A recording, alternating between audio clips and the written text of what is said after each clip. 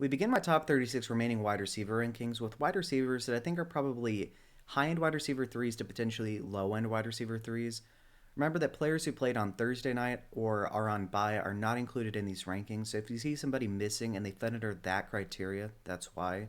We have Jalen Coker, Jalen Waddle, Tyler Lockett, Wandale Robinson, Keenan Allen, Jalen McMillan, Michael Pittman, JSN, MHJ, and Elijah Moore. All right, so Jalen Coker is playing against New Orleans. It's a good matchup for him. I think he's going to be moved all around the formation. I think he sees a decent amount of slot work. I do think he avoids the coverage of Lattimore, and I think he's going to be one of the more consistent options in their receiving core. With Bryce Young, I think it limits the upside, but I still think that he's a pretty solid play this week. Then we have Jalen Waddle playing against Buffalo. It isn't a great matchup. He didn't really do too much this past week. I do think he sees a little bit better of a game, but it's still a tough matchup. Then we have Tyler Lockett against the Rams. With DK Metcalf probably not playing this week, I do think that makes him a little bit better of an option. He had a very poor outing this past week. I don't think he sees one reception again. I think he has a better game than that. But I do think that against the Rams, it is going to limit his potential upside. I think the running backs I like a lot more in this game than the receivers. Then we have Wandale Robinson against Washington. I think he's going to be a high volume player in the sense of giving him a solid floor. I don't think he has a massive yardage outcome here, and I don't think he scores a touchdown, but I think he's a safe floor guy. Then we have Keenan Allen playing against Arizona. I don't think he has a massive game in this one, but I think he has a better outing this week than he did last week. He did almost have a touchdown this past week if he wasn't interfered with. Then we have Jalen McMillan playing against Kansas City. It is a tough matchup, but I think that with his receiving game involvement and utilization in the running game, that does make him the best bet out of the Tampa Bay wide receivers. Then we have Michael Pittman playing against Minnesota. He's been toughing it out through a back injury. I do think the return of Joe Flacco helps him out. I do think, though, that Josh Downs is the preferred play this week, even though it is a good matchup for Pittman. JSN is playing against the Rams. Just like with Tyler Lockett, he didn't have the best game this past week. I did forget to mention the weather conditions really didn't help in that regard.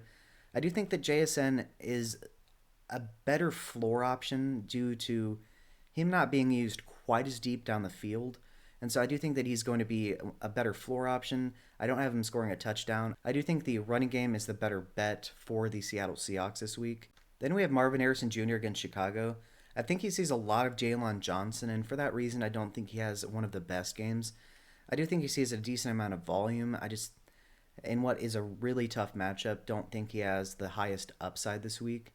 Then we have Elijah Moore against the Chargers. With Jameis, he saw 12 targets last week. I don't know if 12 targets is going to repeat, but I think that he is a pretty safe floor option if he receives anywhere remotely close to that amount of volume again. And I think he's going to continue to see a relatively high amount of usage. And so for that reason, I think he's a very sneaky wide receiver 3 this week.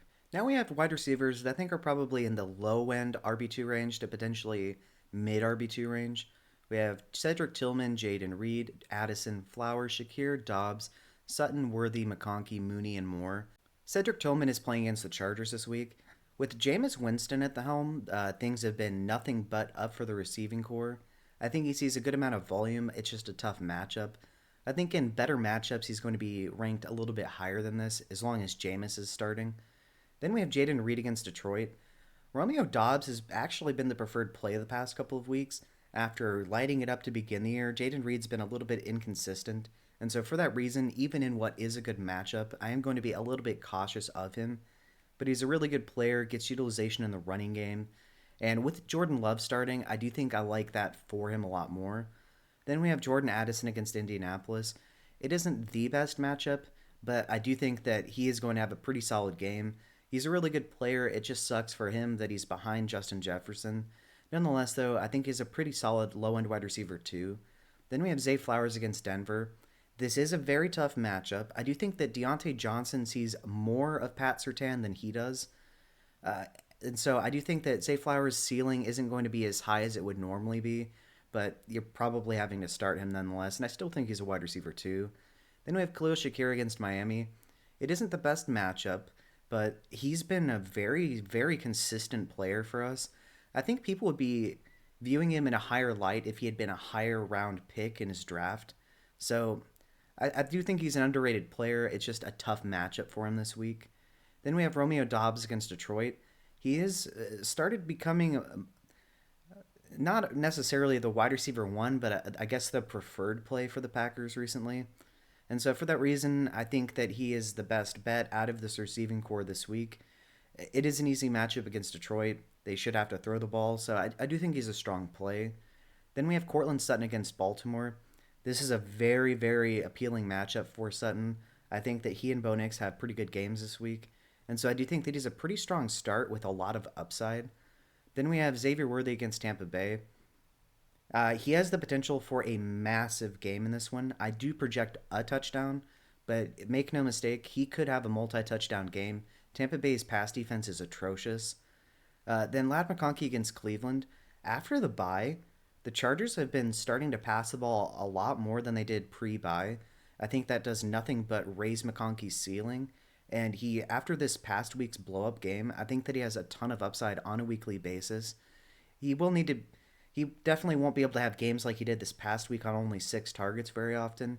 But I do think that if he can get right into the 7 per 8 target per game range, he is going to be a firm wide receiver 2 on a weekly basis. Darnell Mooney is playing against Dallas. It isn't the easiest matchup, but he's been a sneaky upside play. He's had a couple boom games. I don't think he has a crazy game in this one, but I do think he's a solid wide receiver 2. Then we have DJ Moore against the Cardinals. I think he has a lot better of a game this week than he did this past week. Out of all the Bears wide receivers, he's definitely been the best bet every week. And so I think he returns to being a solid wide receiver 2 for us, and I do think he scores a touchdown. If you like what you're hearing and seeing so far, feel free to like and subscribe. Remember that Thursday night players or people on bye are not included in these rankings. Make sure you check out my quarterback, running back, and tight end rankings as well. And remember to like and subscribe. Thanks. Now we have wide receivers that I think are probably high-end wide receiver 2s to low-end wide receiver 1s this week. We have BTJ, Josh Downs, Chris Olave, Devontae Smith, and Cooper Kupp. Brian Thomas Jr. is playing against Philly this week. I do think he plays. He's seen limited practices the entire week.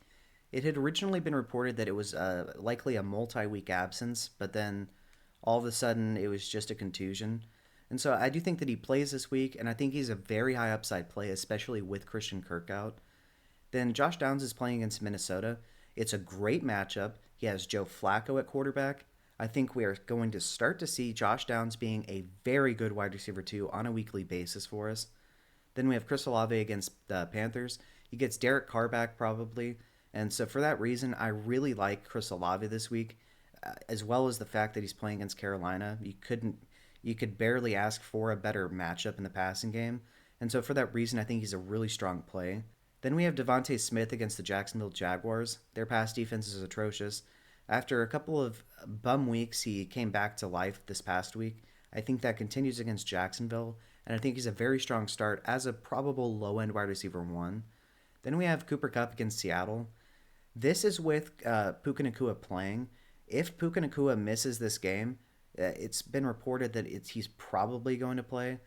I have him here as a low-end wide receiver 1, but if Puka does miss this game, Cooper Kupp vaults into top 5 status here because he would receive a ludicrous amount of targets.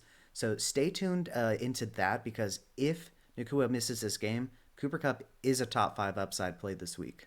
Now we have wide receivers that I think are probably low-end wide receiver 1s, but I wouldn't consider realistic candidates to be the wide receiver 1 this week. Tyreek Hill is playing against Buffalo this week. It is a tough matchup. I think that he's a top 10 option every week, though, as long as he has Tua. He's a good bet to score a 50-plus yard receiving touchdown at any given point, no matter the matchup. I don't think he has one of those crazy ceiling games, but I still think that he's a top 10 option in this one. Then we have Puka Nacua. He banged his knee in practice again. He was a limited participant according to McVay. It's been reported that he's likely to go, and so if he does, I think he's a top 10 option.